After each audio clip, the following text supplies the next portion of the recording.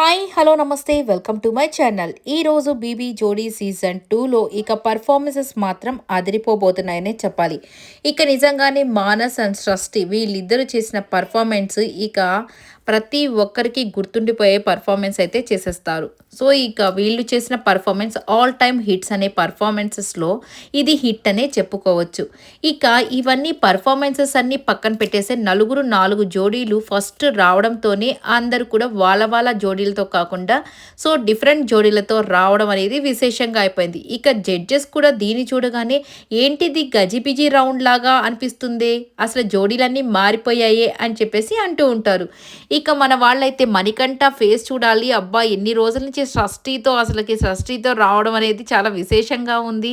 తన ఫేస్ అంతా చాలా బల్బులాగా వెలిగిపోతుంది అని చెప్పి కామెంట్స్ అయితే చెప్పేశారు. కానీ ప్రదీప్ మాత్రం అందరికంటే షష్ఠి అలాగే మణికంఠ వీళ్ళకంటే కూడా ప్రియాంక ఫేస్ చూడండి.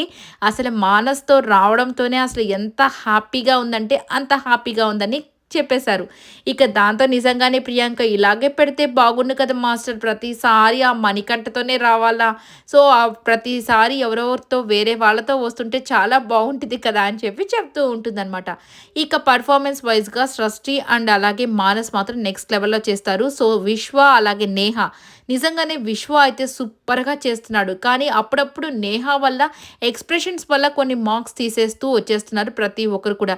కానీ వాళ్ళిద్దరూ కూడా చాలా అంటే చాలా బాగా చేస్తున్నారు. మరి ఎందుకో మార్క్స్ కంటెస్టెంట్స్ ఇచ్చేటప్పుడు తక్కువ మార్క్సే ఇస్తూ వచ్చేస్తూ ఉన్నారు. సో, అందువల్ల వాళ్ళకి కూడా ఈసారైతే కొద్ది మార్కులతోనే మిస్ అయిపోయింది గోల్డెన్ ఛాన్స్, గోల్డెన్ సీట్.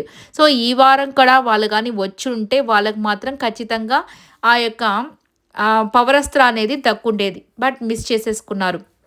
ఇక ఈసారైతే మానస్ ట్రస్టీ వాళ్ళకి గోల్డెన్ సీట్ గోల్డెన్ సీట్‌ని, గోల్డెన్ రోస్‌ని సంపాదించుకున్నారు. ఎవరికీ పవరస్త్ర అయితే రాలేదు. ఇక మన ధనరాజ్, భాను వీళ్ళు కూడా యాజ్ యూజువల్ డాన్స్ పర్వాలేదు కానీ కొద్దిగా మార్క్స్ అయితే తక్కువగానే వచ్చేసాయి. ఇక చివరి performance Manikanta and Priyanka last time వీళ్ళ పర్ఫార్మెన్స్‌కి విజిల్స్ వేశారు. ఈసారి వర్స్ట్ అని కాంప్లిమెంట్స్ ఇచ్చేశారు. ఎందుకంటే అలా ఉంది పర్ఫార్మెన్స్. అస్సలు రిహార్సల్స్ లేదు. ఇక్కడ ఏం జరుగుతుందో తెలీదు కానీ మాస్టర్స్ మీద కంటెస్టెంట్స్ మీద మాస్టర్స్ చెప్పుకోవడం ఆనవాయితీగా అయిపోయింది. ఈసారి మాత్రం కృష్ణ మాస్టర్‌ని స్టేజ్ మీదకి పిలవడం జరిగింది. ఇక ఏంటి అసలు ఏం జరుగుతుంది? అసలు వీళ్ళు రిహార్సల్స్ చేస్తున్నారా లేదా? మీరసలు చేపిస్తున్నారా లేదా? అని డైరెక్ట్‌గా మన శేఖర్ మాస్టరే పిలిచి మరీ అడగడం జరిగింది.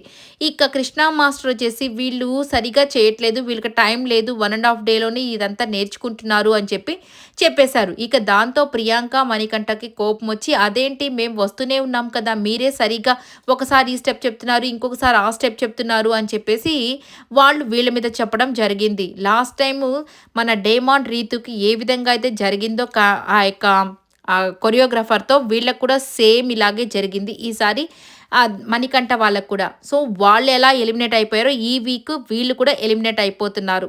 సో, థర్డ్ ఎలిమినేషన్ బీబీ జోడీలో ఇక మణికంఠ అలాగే ప్రియాంక సింగ్ నెక్స్ట్ వీక్ అయితే వీళ్ళు ఎలిమినేషన్‌కి వచ్చేసారు. అయిపోయింది కూడా.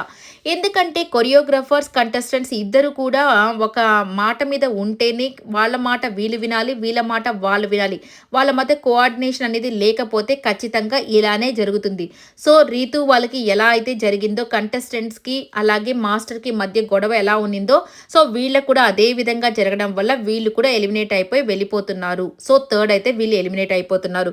ఇక మొత్తానికి ఇలా అయితే జరిగిపోయింది. ఇక మధ్యలో మన ఇమ్మాన్యుయల్ అయితే వస్తాడు ఒక సైంటిస్ట్ లాగా. ఇక వచ్చి వీళ్ళని ఒక ఆ సైంటిస్ట్ మిమ్మల్ని నేను గత జన్మలో ఎలా ఉన్నారు, లేదంటే రాబోయే జన్మలో మీరు ఎలా ఉంటారు, మీ ఫ్యూచర్‌ని చెప్పేస్తాను అని చెప్పేసి ఇక శేఖర్ మాస్టర్‌ని అయితే అసలకి ఎలా చూపించాడంటే ఒక రోజ్ పట్టుకొని శేఖర్ మాస్టర్ ఉంటే చుట్టూరు అమ్మాయిలైతే ఉంటారు.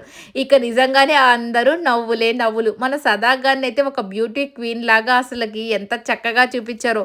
ఇక మన శ్రీదేవి గారినైతే అస్సలకి క్వీన్ లాగా చూపించేస్తారనమాట. ఇక వీళ్ళందరూ మీ భవిష్యత్తు కూడా ఎలా ఉంటుందో చెప్తారని కంటెస్టెంట్స్ దగ్గరికి వెళ్ళిపోయి ధనరాజ్ గారి యొక్క భవిష్యత్ అని చెప్పేసి వాళ్ళ ముది మనవడు ఫోటో అంట. ఆయన ఆ జడ్జి సీట్‌లో కూర్చుంటారు. ఏంటి నేను జడ్జిని అవుతానంటే, "నువ్వు కాదు బాబు మీ ముది మనవడు అవుతాడు. ఎందుకంటే మా తాతయ్య ఇంత వరస్ట్‌గా చేస్తున్నాడు కాబట్టి నేను మాత్రం బాగా చేయాలని డాన్స్ బాగా చేసి జడ్జి సీట్‌లో కూర్చొని ఉంటారని" చెప్తారు. ఇక మరి మణికంఠ వచ్చేసి నాది కూడా చెప్పు అనగానే ఇక మణికంఠ ఫోటో చూపించగానే ఎవర్రా వీడు అని అందరూ అంటూ ఉంటారనమాట. ఇక వాడే మణికంఠ. ఎందుకంటే మణికంఠ యాంకర్‌గా ఉంటాడు ఈసారి అని చెప్పేసి చెప్తారనమాట. ఇలా మధ్యలో సరదాగా ఇమ్మాన్యుయల్ అయితే చేస్తూ ఉంటాడు. మధ్యలో వచ్చేసి మన వరలక్ష్మి శరత్ కుమార్ గారైతే ఆవిడైతే ఆమె సినిమా ప్రమోషన్ కోసం 'సరస్వతి' అనే సినిమా ప్రమోషన్ కోసం అయితే వచ్చేస్తారు. నిజంగానే ఆ సినిమా టీజర్ చూసినప్పుడు నిజంగానే చాలా అంటే చాలా ఇంట్రెస్టింగ్ అయిన సినిమా అయితే అని అనిపించింది నాకైతే. సో, ఈ మధ్య కాలంలో ఇలాంటి సినిమాల్లో ఇది కూడా ఒక మంచి హిట్ అయితే ఇస్తుందని నాకైతే అనిపిస్తుంది. ఇక ఆవిడ కూడా చాలా చక్కగా, మంచిగా కొన్ని మాటలు చెప్పడము, అలాగే డాన్స్ పెర్ఫార్మన్సెస్ భాను వాళ్ళ పెర్ఫార్మన్స్ ఆవిడున్నప్పుడే జరిగింది కాబట్టి, వాళ్ళు చేసిన దాంట్లో కొన్ని తప్పుల్ని చెప్పడము. సో, ఏంటి మీరు జడ్జ్ అయిపోయారా అన్నట్టుగా చెప్పడం, ఇలా సరదాగా సాగిపోతుంది. మొత్తానికి లీస్ట్ మార్క్స్ వచ్చి మణికంఠ వాళ్ళకి 45, హైయెస్ట్ మార్క్స్ వచ్చేసి 96 సంపాదించుకున్నారు మానస్ వాళ్ళు. సో, ఇక ఆ స్కూటీ కీ కూడా మన సృష్టికైతే దొరికింది. ఇలా ఈరోజైతే జరగబోతుంది ఎపిసోడ్ మొత్తం కూడా. ఇక నెక్స్ట్ వీక్ వచ్చి నాకు తెలిసినంత వరకు ట్రియో రౌండ్ అయితే కళ్యాణ్ వీళ్ళంతా నెక్స్ట్ వీక్‌లో వస్తారేమోనని నేనైతే అనుకుంటున్నాను. చూద్దాం ఏం జరగబోతుందో అనేది. ఇక ఈ వీడియో అంతా కూడా మీకు నచ్చినట్టయితే లైక్ చేయండి, షేర్ చేయండి, కామెంట్ చేయండి, సబ్స్క్రైబ్ చేసుకోవడం మాత్రం మర్చిపోకండి. Please subscribe my channel. So, next week కోసం అందరూ ఈగర్లీ వెయిట్ చేస్తూ ఉన్నారు.